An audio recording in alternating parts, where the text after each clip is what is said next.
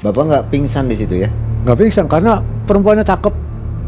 Nggak seperti hari-hari kemarin. Iya, kalau itu kan kenyataannya mukanya muka buruk, jelek itu, ini berdarah, gak kuat.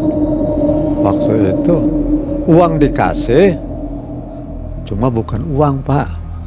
Nih, daun. Tiba-tiba itu ada kayak api kecil, tambah kecil, terus langsung besar. Kelihatan tuh rambutnya itu merah semua, mata merah, itu hampir saya takut. Saya lihat lingkungan, kok nggak ada apa-apa. Ternyata saya tuh tidurnya lendean di pohon, di depannya kuburan.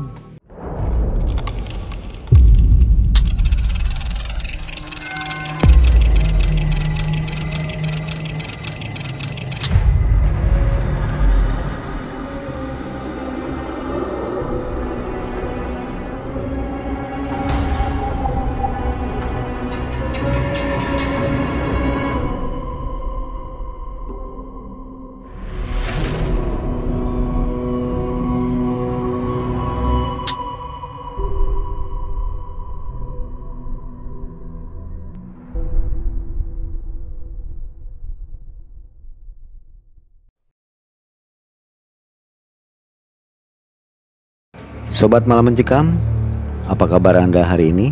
Assalamualaikum warahmatullahi wabarakatuh.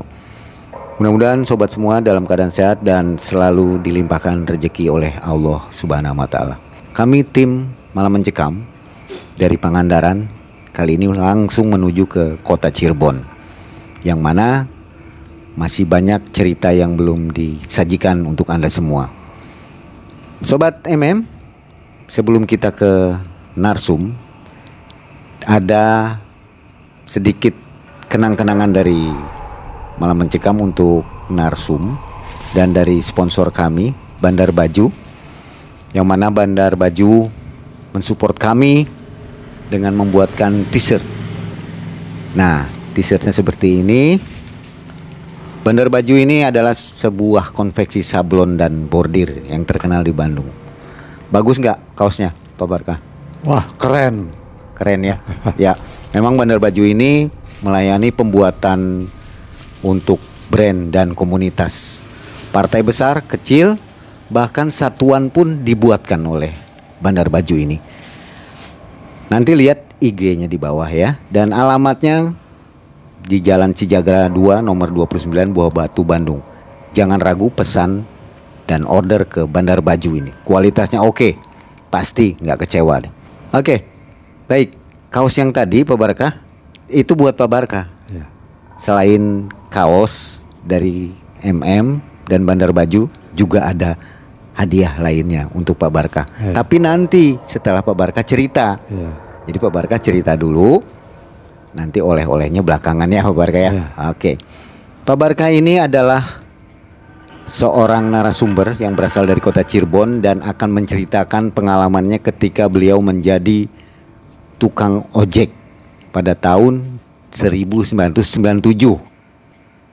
Nah, Pak Barkah mengalami kejadian yang luar biasa selama 3 malam berturut-turut diikuti oleh makhluk gaib sampai beliau pingsan. Gimana keseruan dan cerita menyeramkan dari Pak Barkah? Kita ke Pak Barkah nih. Assalamualaikum Pak Barkah. Waalaikumsalam. Sehat Pak ya? Sehat. Profesi sekarang apa Pak? Tukang ojek. Masih? Masih. Dari tahun 97 sampai sekarang tukang ojek? Masih ojek. Gimana tuh Pak Barkah kejadiannya sampai 3 malam berturut-turut dihantui oleh makhluk gaib? Ceritain Pak Barkah. Ya itu.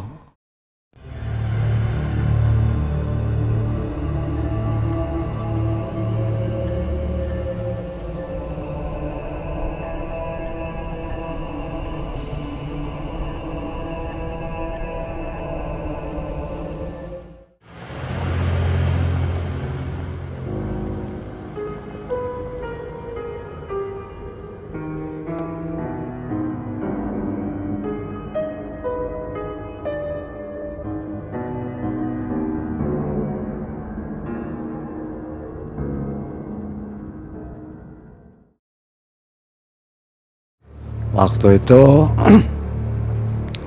jam 7 sore saya mulai cari uang di pangkalan stasiun. Jam 7 kereta datang, belum dapat penumpang. Dapat penumpang ini sekitar jam 1 malam.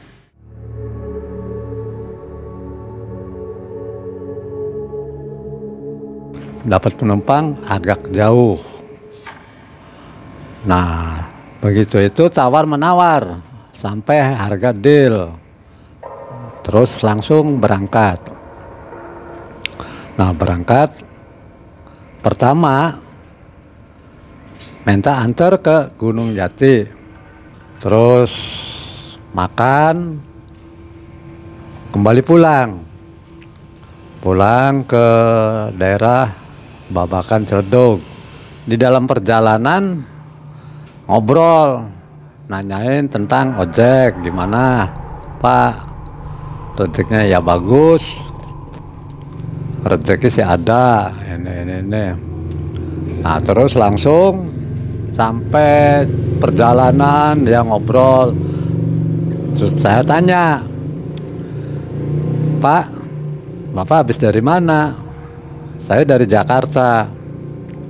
Saya kesini memang tujuannya saya memang mau ke makam keramat Gunung Jati. Di perjalanan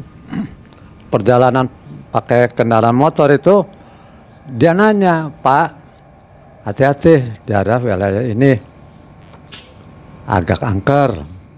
Oh iya Pak. Dalam hati saya nih, saya nggak percaya ada barang begitu. Saya cuma takut dengan orang, bukan dengan makhluk halus. Karena saya selama itu belum pernah ketemu makhluk halus. Terus langsung sampai ke tempat tujuan. Penumpangnya itu nitipin itu lagi, Pak, hati-hati Pak, kasih tanda kalau lewat situ. Iya Pak. Tandanya itu kasih tahu kalau nggak lampu ya klakson. Kalau Bapak ada klaksonnya pakai klakson aja. Kalau nggak ada cukup lampu terang padam gitu. Nah terus saya kesana langsung lanjut pulang. Begitu pulang, tahu-tahu mesin berhenti. Nah begitu mesin berhenti, baru saya ingat, oh iya betul. Saya belum kasih tanda. Nah, saya lihat barangkali busi yang itu. Tahu-tahu saya dicengkam ada suara orang ketawa. Kelentap gitu. Lari ke atas. Tahu-tahu dia tuh duduk di atas pohon. Sampai saya liatin, dia rambutnya nutupin muka. Saya hampir nggak kelihatan. Ketika itu dia terbang, saya lari, ngumpet belakang pohon. Tahu-tahu dia duduk di motor saya nggak bisa apa-apa. Ini mau gimana? Saya mau pulang, mau ngejerit. Tempat kampung dusunnya itu jauh, sepi kemana-mana. Akhirnya dia tuh duduk sambil begini rambutnya. Itu belum tahu muka. Nah pas begitu udah hampir 10 menit dia ketawa baru saya tuh bulu kuduk merinding, langsung berdiri. Begitu berdiri saya tuh diam aja sampai gemeter, saya megangin pohon itu buat umpetan saya. Mungkin dalam hati dia udah lebih tahu bahwa ada orang, makanya mungkin dia tuh ketawa, ngapain ngumpet. Tapi nyatanya saya tetap aja diam, kadang udah merasa takut, nggak berani ini. Langsung dia ketawa lagi.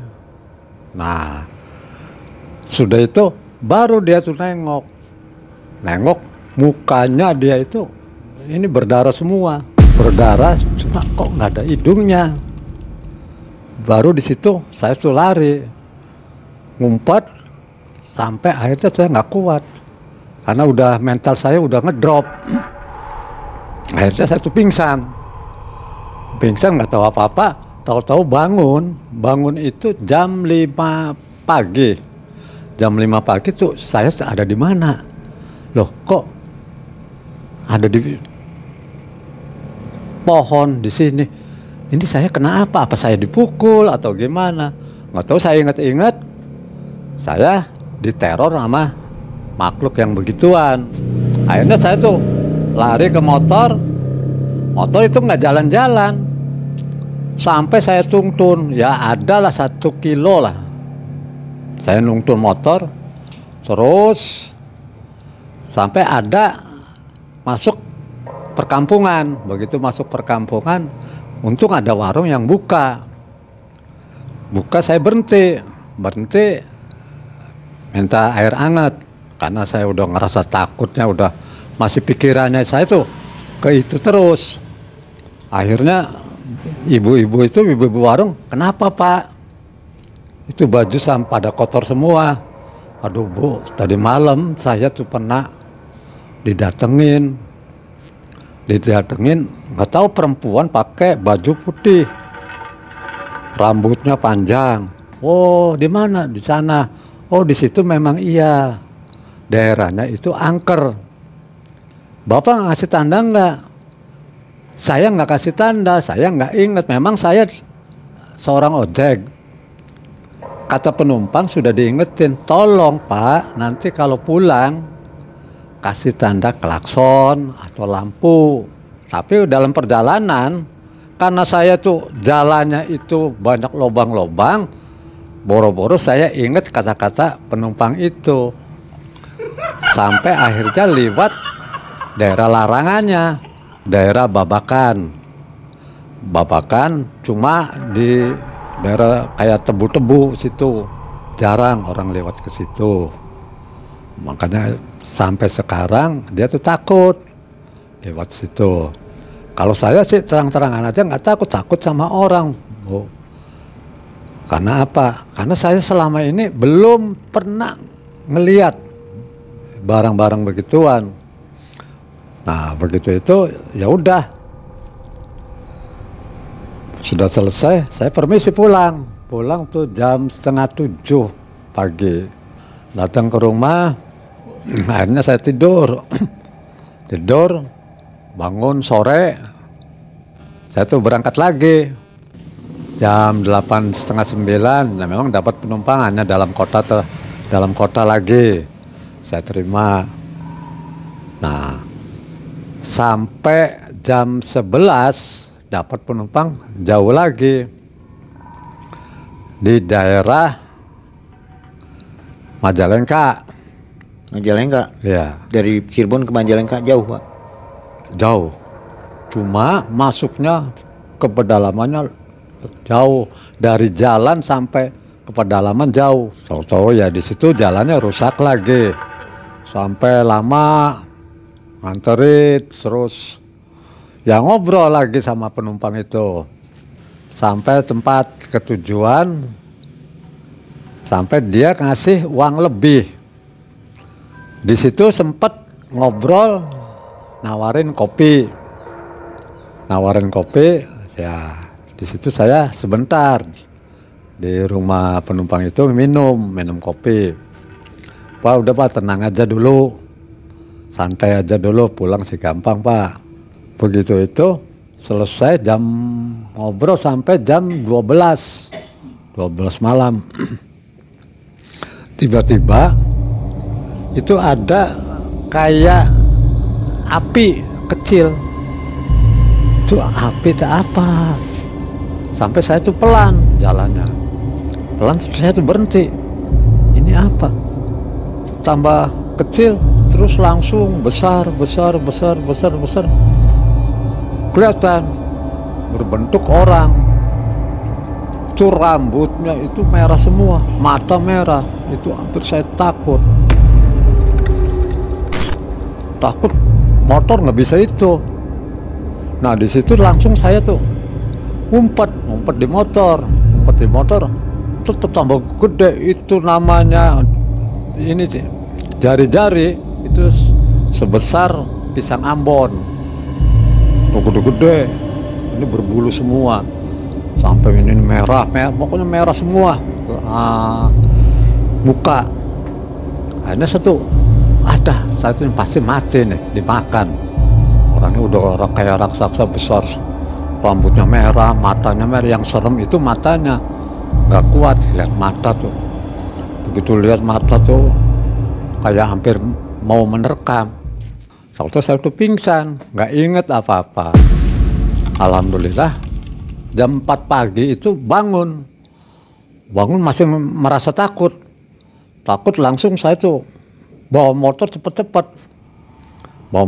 ini mau ke di mana ini nih, mau ditaruh di mana, nyari tempat penduduk karena udah masih sepi. Begitu itu ada orang melekan, saya ikut nimbrung. Pak, permisi Pak, saya mau numpang lah, nunggu pagi karena ini masih jam 4. Terus saya cerita sama penduduk situ, saya ditakutin di sana. Di mana Pak? Sebelah sana, daerahnya saya nggak jelas, nggak tahu. Oh iya Pak, di situ memang iya. Untung Bapak nggak ditelan. Ya alhamdulillah Bapak masih dilindungin oleh Allah.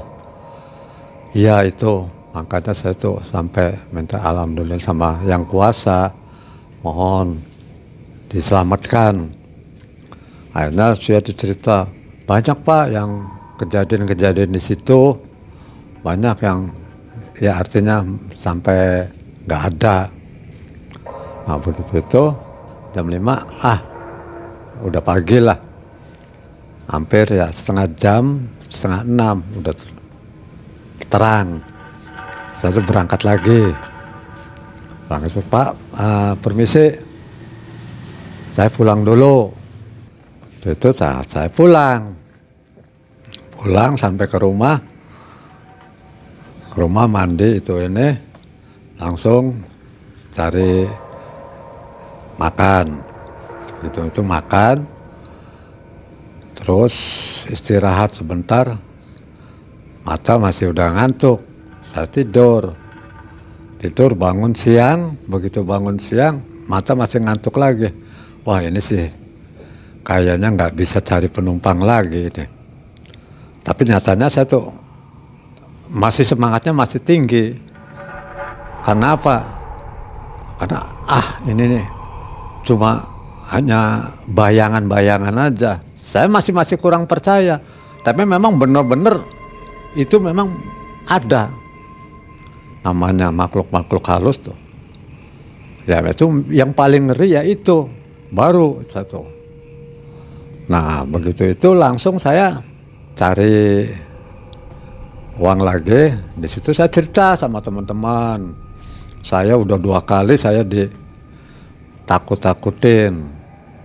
Begitu takut-takutin itu ini. Untung badan saya masih agak sehat. Malam itu saya dapat lagi penumpang. Dari mana Pak? Dari stasiun mau ke Kuningan. Cuma karena masuk lagi ke dalam. Itu mah lebih ngeri lagi. Penumpang cuma perempuan. Nah, situ itu tolong Pak, saya antar. Pas saya antar ke sana, ya memang nggak ada apa-apa. Jam waktu itu jam 10 apa jam 11, jam 10 kayak sih. Begitu ke Kuningan, jatuh pulang. Ini setelah ke Kuningan itu nggak ada kejadian? Nggak ada kejadian. Pas begitu mau pulang, ada perempuan di tengah-tengah toang. Nah perempuan itu minta tolong. Itu antara jam 11:30, jam 12, jam 11:30. Wujud seperti orang. Dia minta tolong. Minta tolong, minta antar pulang ke rumah. Begitu antar, langsung saya cerita, loh, Mbak kok bisa ada di sini, itu tadinya gimana? Ya Mbaknya cerita, saya tuh dibonceng sama laki-laki, nggak tahu gimana, saya diturunin di tempat yang sepi. Nah laki-laki itu langsung kabur. Nah dia tuh nungguin, pas ada Mas lewat, Mbak mau pulangnya kemana? Ke sana. Nggak tahu tempat jalannya itu, nggak dikasih tahu. Sampai akhirnya, makanya saya anter itu karena itu cewek itu cakep, ya baiklah. Ngobrol. Itu saya masuk sih kelihatannya tuh seperti biasa. Sampai ada rumah tuh, rumahnya kok bagus. Sampai ke situ, datang, Mas, ngobrol aja dulu. Udah, sekarang waktunya udah jam malam. Udah Mas tidur aja di sini. Udah nggak apa-apa Mbak, saya tidur di sini nih, nggak apa-apa aja. Saya tuh nurut karena mikir, nanti barangkali saya ketemu lagi makhluk begitu lagi, makanya saya trauma. Saya turutin omongan cewek itu sampai nggak pulang, ngobrol sampai ya ngobrol kemana-mana. Terus Mbak kok bisa ada di sini gimana? Itu sedikit dia tuh cerita jujur bahwa saya tuh sebenarnya udah nggak ada. Saya dibunuh. Loh, Mbak yang bener aja, bener. Wah, itu main-main aja.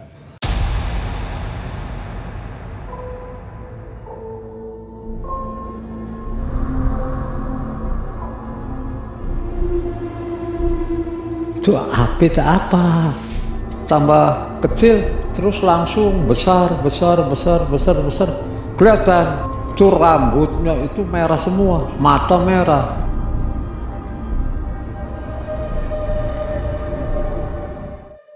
Saya nggak percaya, sambil ngobrol lagi. Ngobrol itu yang dia dibunuh itu nggak dilanjutin karena saya potong. Nggak mungkin, ini bohong aja. Akhirnya saya tuh ngobrol lagi. Tuh Mas diminum. Ngobrol, sampai nggak terasa itu hampir jam 4. Nah Mbak itu permisi,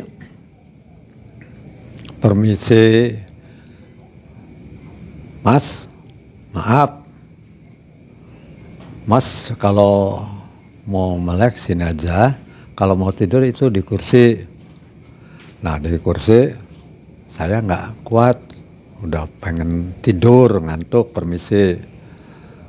Mbaknya mau tidur ya udah, kalau mau tidur ya silakan. Ya Mas, maaf ya, iya nggak apa-apa. Terus saya tuh ngelamun di kursi tuh.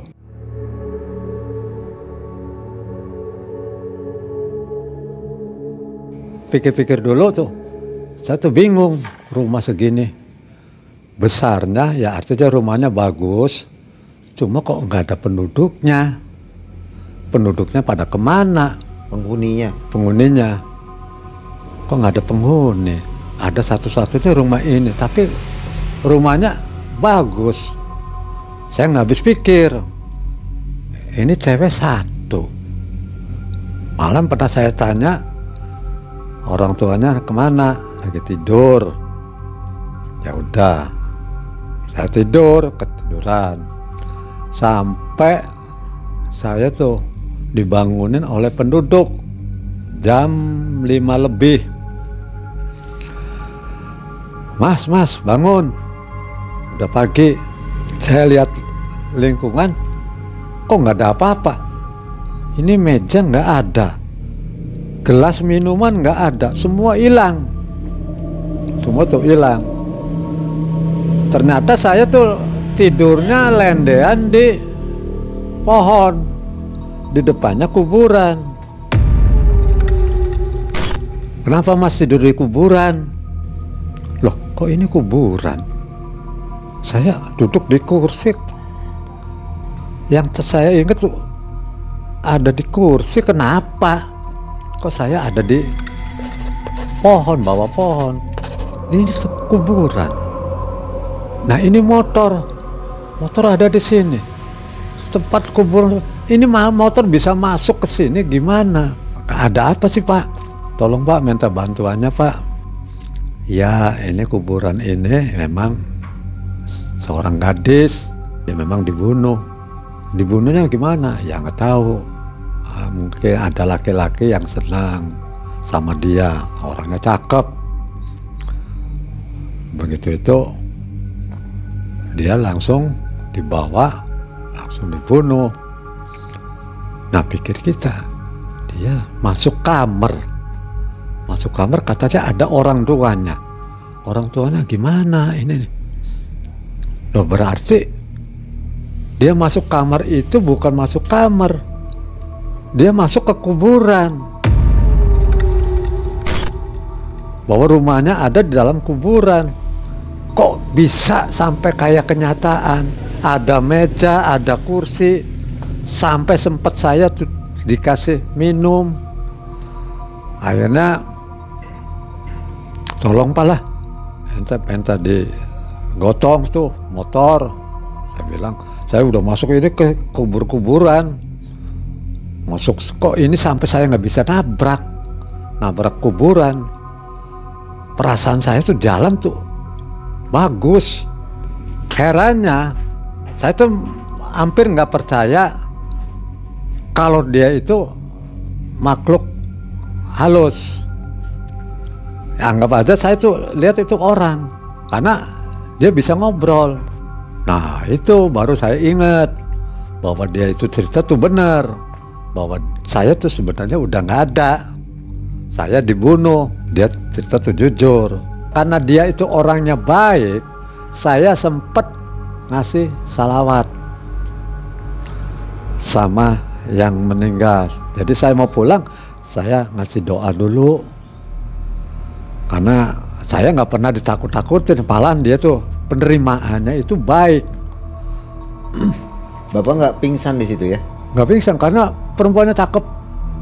Nggak seperti hari-hari kemarin. Iya, kalau itu kan kenyataannya mukanya muka buruk, jelek itu, ini berdarah, gak kuat. Nah kalau ini sih memang orangnya cakep, rambutnya panjang, ya kayak orang aja, kayak orang. Makanya saya tuh nggak takut, makanya saya nginep di situ tuh.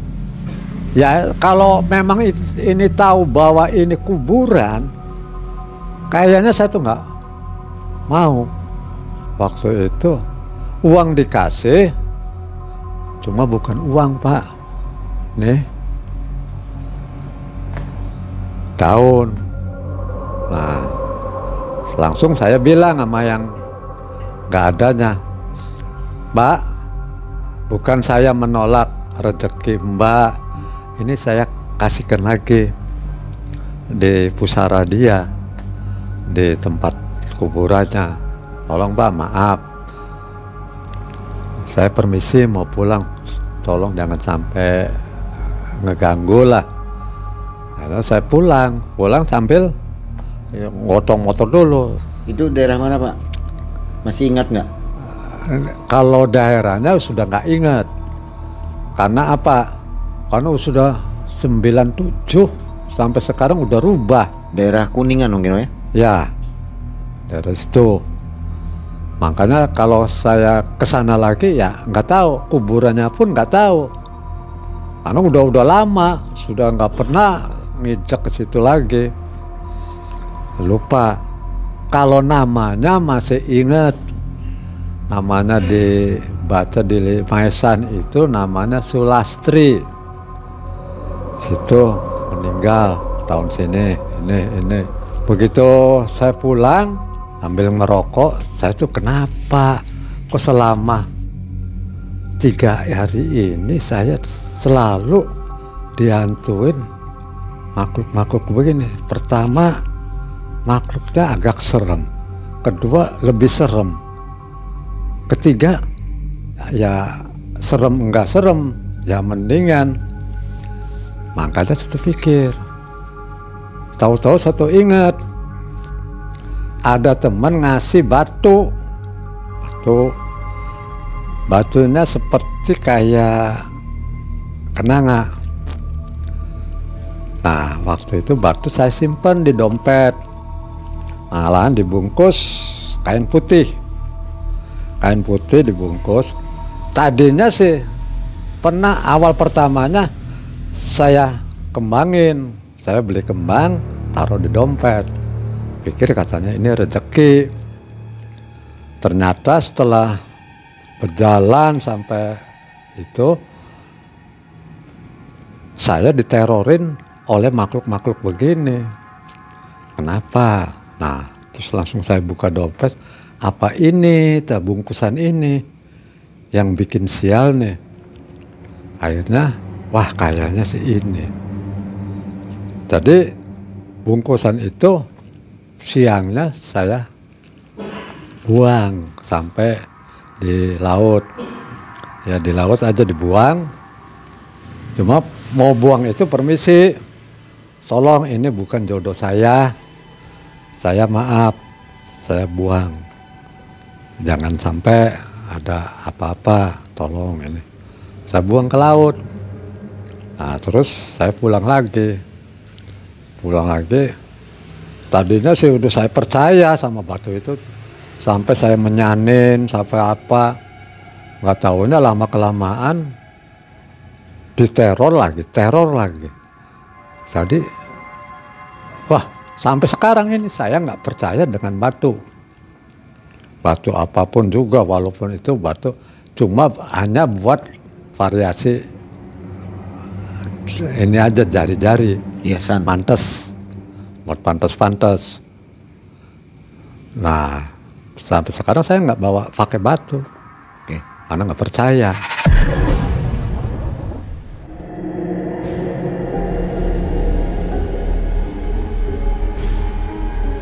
Saya lihat lingkungan, kok nggak ada apa-apa.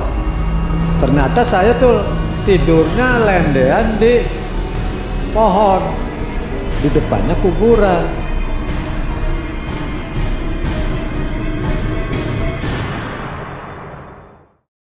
Sampai hari ini nggak ada gangguan lagi, Pak?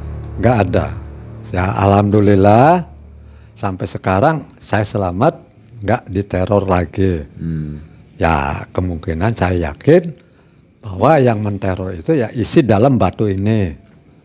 Karena mungkin kodamnya ini yang bikin saya diganggu oleh makhluk itu. Pak Barkah nggak kapok sampai sekarang masih jadi tukang ojek? Kalau kapok sih enggak, kan namanya cari uang.